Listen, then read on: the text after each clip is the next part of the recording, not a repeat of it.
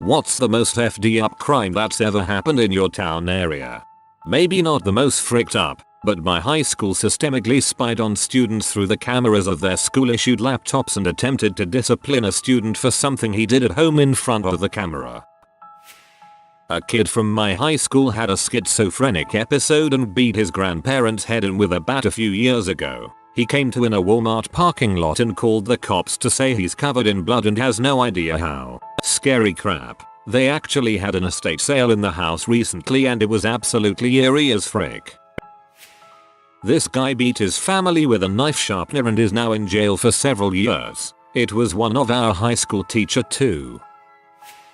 My cousin was arrested in Sault Ste. Marie, Ontario for stealing 10,000 condoms. He was referred to as the condom king in the local paper. He broke into a business at night hoping to score some goods he could sell. He filled his bag with what he thought were baseball or Pokemon cards as they were stored in long cardboard boxes. He was arrested upon exiting the building. It turns out the business he was robbing were the guys who fill the condom dispensers at bars and such. We still make fun of him. Yes, he did time for it. No, he hasn't turned his life around.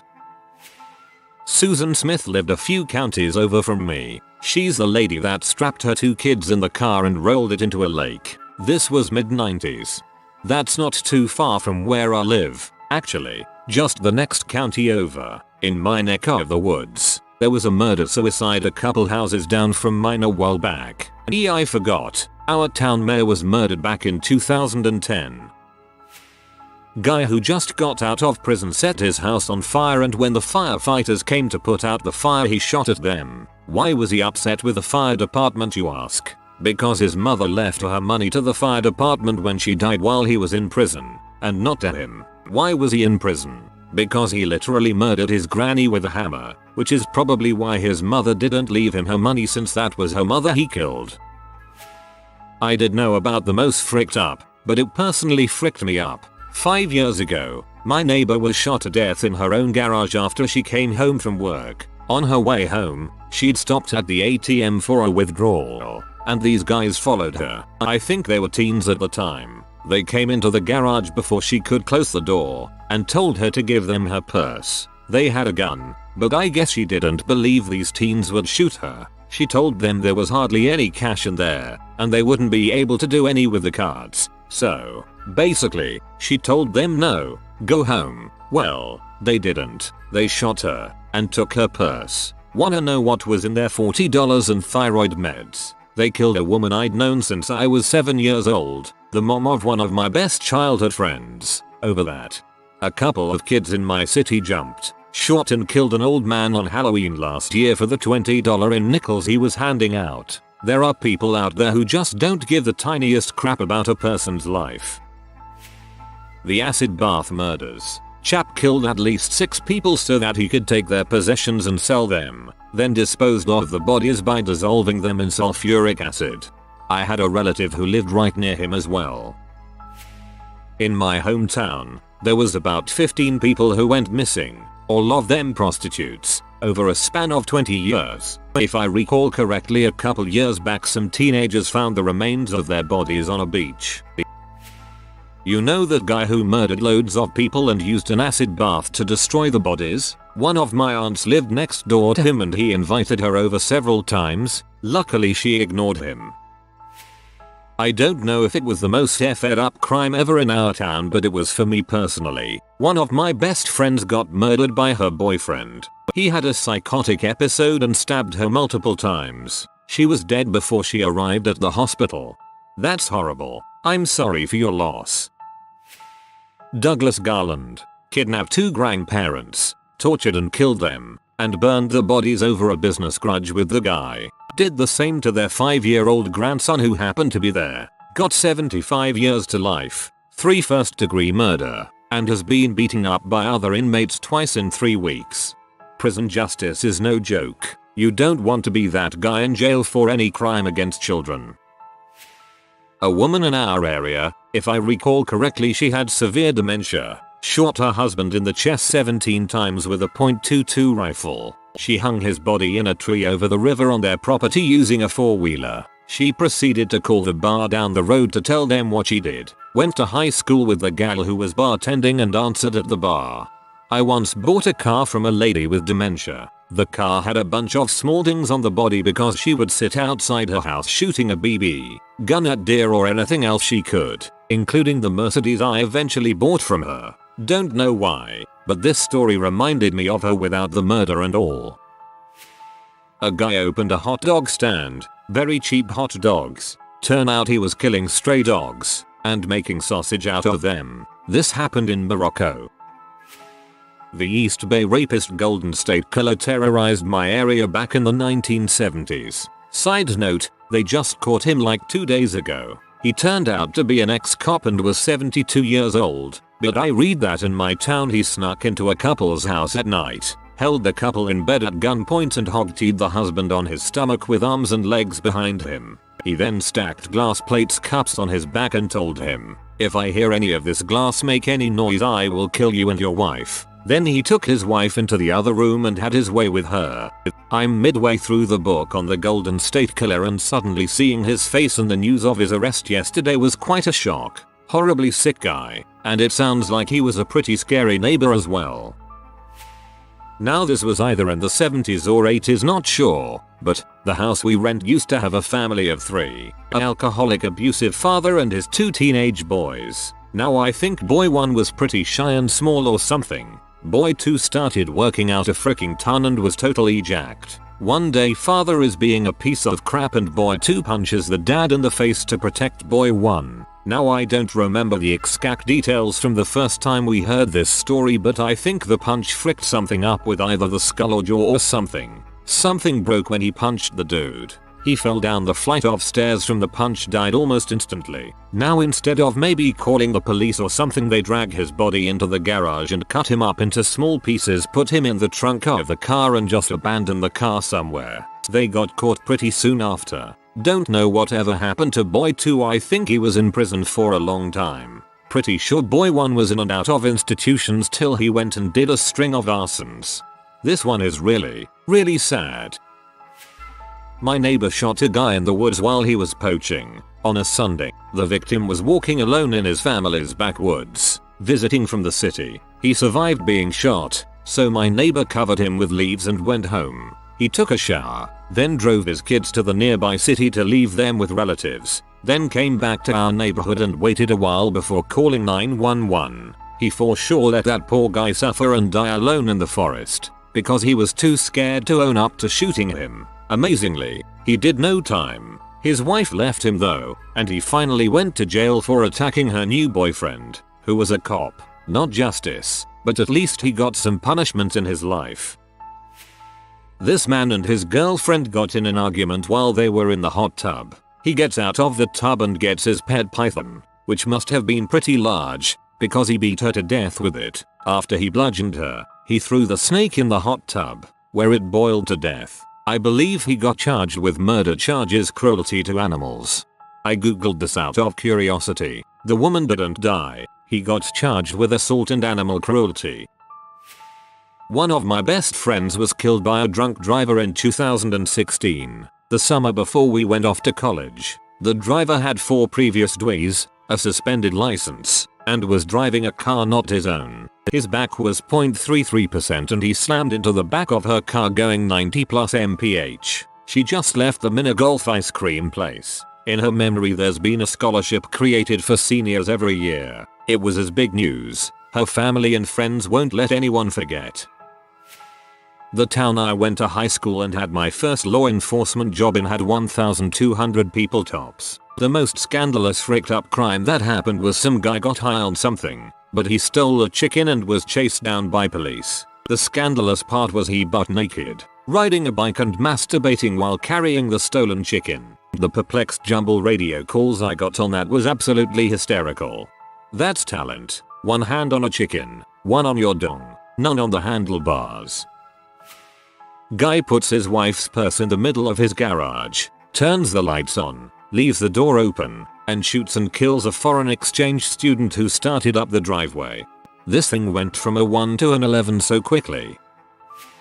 A long time ago, end of the 1800s I think, 2 girls were kidnapped, murdered, and chopped up while walking to school in my town. That's fricked up. What's more fricked up is that to this day there is a monument directly across the street from the middle school to them. What's more fricked up is if you follow the trail behind that monument, there are other stone markers marking where they found each of their body parts. In my area, this dude, whilst strung out on drugs, dropped a baby off a bridge down onto a busy highway. I believe he was supposed to be babysitting. A few towns over, this guy took a meat cleaver, went up to a woman sitting outside a busy shopping center, and cleaved her to death right there, in front of everyone present.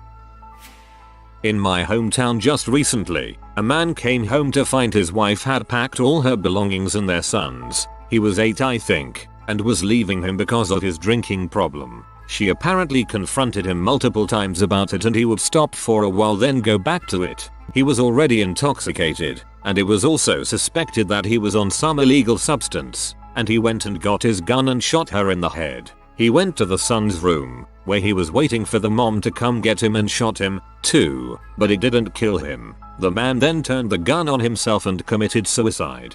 The neighbors were the ones who called the cops. It was a pretty big deal for the small town. I didn't know the family. I think they had moved there recently, after I moved away, but my dad sent me the newspaper article. Oh, and in the town over, a college girl went missing and they spent months trying to find her. I'm not 100% sure if they ever found a body, but I think they eventually did charge her boyfriend with murder, so I'm pretty sure they found her remains somewhere in the desert.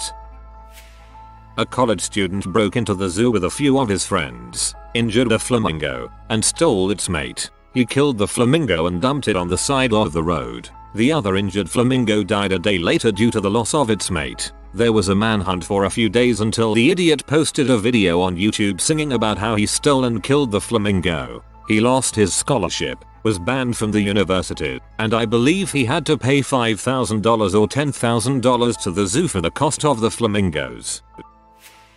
Guy killed his wife, cut her up, stuffed the parts in bin bags and stored them under their toddler's pushchair. Took the kids out for a walk and threw the parts onto the railway. Other parts were buried in the local fun fair. I think her head went in the rubbish tip. All the while he was on TV pleading for her to come home for 18 months till they found him out. That was one of the most messed up things I'd heard till I read this thread and realized I'm sheltered. Jeffrey Dahmer, Milwaukee, WI, serial killer, cannibal, and the story includes cops returning an underage Asian kid back to Dahmer when the child was in the act of escaping. My PE teacher was so charismatic and funny and everyone wanted his class. He also coached softball. I was very close with him and rumors started flying about him being seen with this girl on the softball team in his car, etc. I told him about the rumor and he kinda scoffed and gave this look like kids always make crap up. 3 weeks later he went to his father's grave, shot himself and left a note for the softball player. The funeral was so sad and the softball player tried to show up and was immediately escorted out. His wife and kids walking up to the casket was hard to watch. This kid I graduated with 2 years ago ended up shooting his girlfriend, shot her unborn baby first, then one in the forehead all right outside of McDonald's in broad daylight in front of people. Probably not the worst to happen around here, but definitely up there. When I was in the 8th grade, a father here killed his 3 kids and we had to go on lockdown at the school for a few hours because apparently he made his way to the school. I remember being spooked, but I didn't fully understand back then. In retrospect it sounds kind of insane. The James Byrd dragging death is pretty unforgettable. 3 white supremacists dragged James Byrd Jr. behind a truck for 3 miles of asphalt. He finally died when his body hit a curb and decapitated him. It's Texas, so there's plenty of crimes of note, but this one always stuck in my head. That was one of the hardest crimes to read about. That 3 people could be so flippant and cruel as to drag another human while alive until he broke apart on a curb is sickening. A serial rapist murder lived behind me growing up. I had no idea till decades later that horrible crap was happening in my own backyard. Some crazy dude chopped off his mother's head and put it on her front porch. Since it was Halloween time, passerbys thought her head was just part of the festivities. Finally got called when the swarm of flies came. I pass by the house every now and again. Still gives me the heebie-jeebies. Bunch of kids running around in the woods found a pre-dug hole about a meter deep.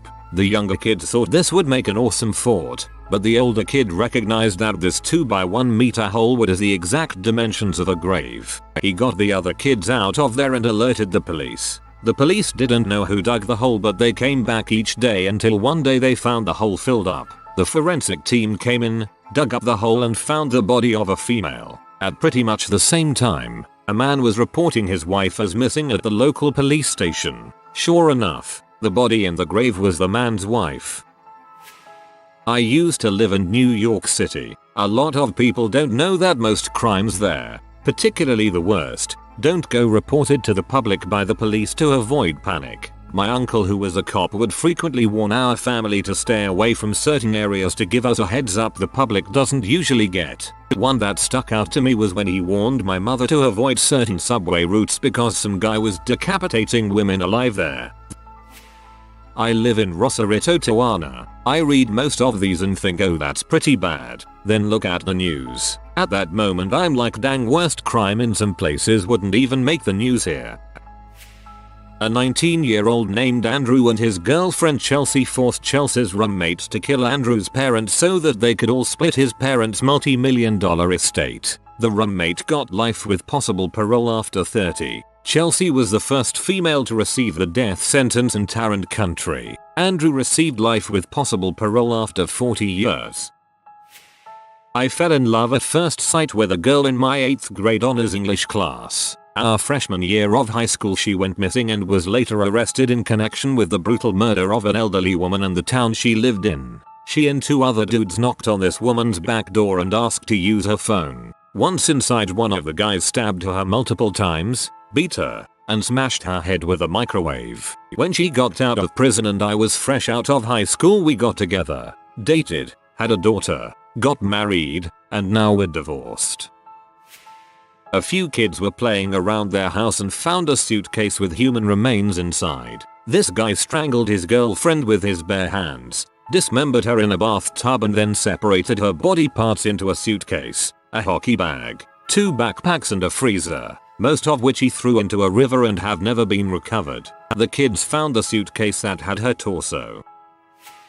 Yesterday a man killed a sheriff, stole his car and robbed a Cumberland Farms gas station. This was about 20 minutes away from me. The guy's name is John Williams. The police are in a manhunt across the state trying to find him. 2 high school kids picked a house at random and hacked a woman to death with a machete. Tried to kill her 9-year-old daughter too, but she escaped with a slit throat. The husband was away on business. Really shook up the tiny town where nothing ever happened. Some guy was beating his girlfriend up. Her little kid got in the way and he stabbed the kid to death. It shook up our small town for a while. 3 cinematography college students were abducted and their remains were found a couple months later dissolving in acid. They were presumably doing a short film of some sort about drug lords, and they were in the wrong place at the wrong time. If you are new to the channel, you can subscribe. I publish new videos every day. Until then, check another video.